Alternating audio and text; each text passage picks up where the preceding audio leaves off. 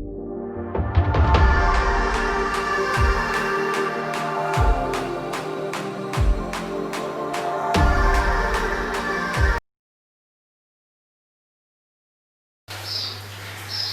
বন্ধুরা, নন্টুস কিচেনে তোমাদের আবার একবার স্বাগত।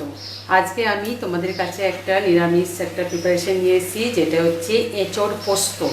তোমরা এটা নামটা হয়তো শুনে নাও থাকতে পারো। তো আজকে আমি এঁচোড় পোস্ত তোমাদেরকে বানিয়ে দেখাবো। দেখো, আমি এখানে এঁচোড় ছোটো ছোটো করে কেটে নিয়েছি, নিয়ে একটু ভাপিয়ে নিয়ে ভেজে নিয়েছি, ঠিক আছে। আর আলুও দেখো ডুমো ডুমো করে একটু ভাপিয়ে নিয়েছি, নিয়ে সেটাকেও ভেজে নিয়েছি, ঠিক আছে।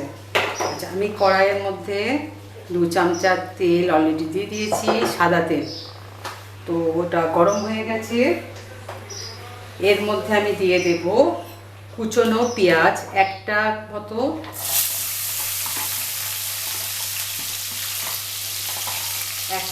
কুচনো পেঁয়াজ। এটাকে আমি একটু ভাজা ভাজা মতো করবো। দেখো বন্ধুরা, আমার পেঁয়াজটা হালকা হালকা ভাজা হয়ে গেছে। এর মধ্যে আমি টুকরো করা ভেজে রাখা আলুগুলো দিয়ে দেব প্রথমেই।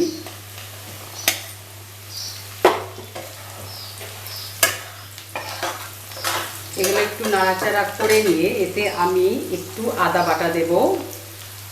যেহেতু এঁচোড়, তাই পোস্ততে আমি আদা বাটা দিতেই পারি, তাতে কোনো অসুবিধা হবে না।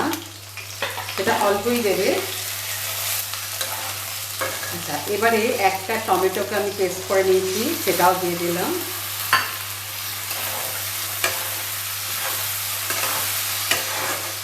তারপরে এর মধ্যে আমি 1 চামচা ফ্যাটানো দই, জাস্ট 1 চামচাই দেবো, বেশি দেব না। তারপর দেব পোস্ত বাটা। এখানে দেখো 1 চামচা থেকে 2 চামচা মতো পোস্ত বাটা ছিল, সেটা আমি দিয়ে দিলাম এখানে।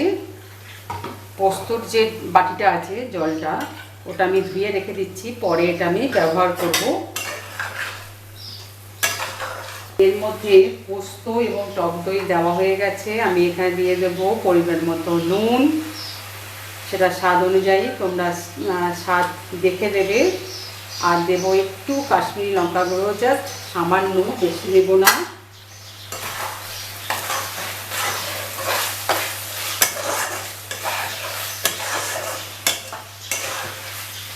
ঠিক আছে, আমি যে জলটা ব্যবহার করবো বলেছিলাম, ওটাও এখানে দিয়ে দিলাম, বাটি ধোয়া জলটা।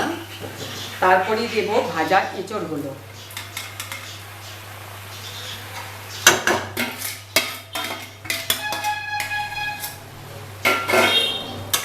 এঁচোড়গুলো দিয়ে আমি একে ভালো করে মিশিয়ে নেব,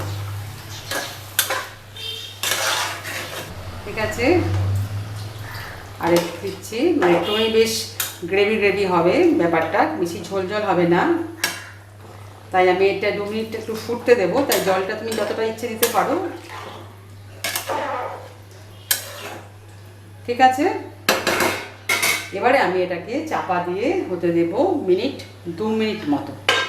আর এটা ফুল ফ্লেমেই থাকবে, ঠিক আছে বন্ধুরা। তারপরে আমি ফেরত আসছি আবার। দেখো বন্ধুরা, আমার এটা হয়ে গেছে এঁচোড় পোস্ত। তোমরা এটা অবশ্যই তাহলে করছো, এবং আমাকে কমেন্ট এবং লাইক দ্বারা জানিও কেমন লাগলো তোমাদের খেয়ে। আর এটা অবশ্যই ভাত দিয়ে খাবে, তাহলে খুব ভালো লাগবে। হ্যাঁ, আর যারা এখনও পর্যন্ত আমার চ্যানেলটি সাবস্ক্রাইব করে উঠতে পারোনি, তারা প্লিজ আমার চ্যানেলটি সাবস্ক্রাইব করবে। পাশে বেল আইকনটা আছে, অবশ্যই ক্লিক করতে ভুলবে না, তাহলে এরকম সুন্দর সুন্দর রেসিপি সবার আগে তোমাদের কাছে পৌঁছে যাবে, ঠিক আছে বন্ধুরা। তাহলে তোমরা বাড়িতে করছো এঁচোড় পোস্ত।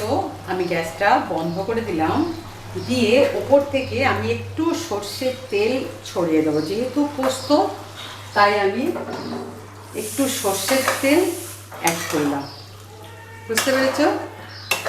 তাহলে সর্ষের তেলের একটা গন্ধ এবং পোস্তর গন্ধটা মিশে গিয়ে বেশ সুন্দর একটা ফ্লেভার আছে। দেখো, হয়ে গেছে এঁচোড় পোস্ত। তাহলে তোমরা ভালো থাকো, আর ভালো ভালো খাও, সুস্থ থাকো। ওকে, আজকের মধ্যে বিদায় নিচ্ছি, টাটা।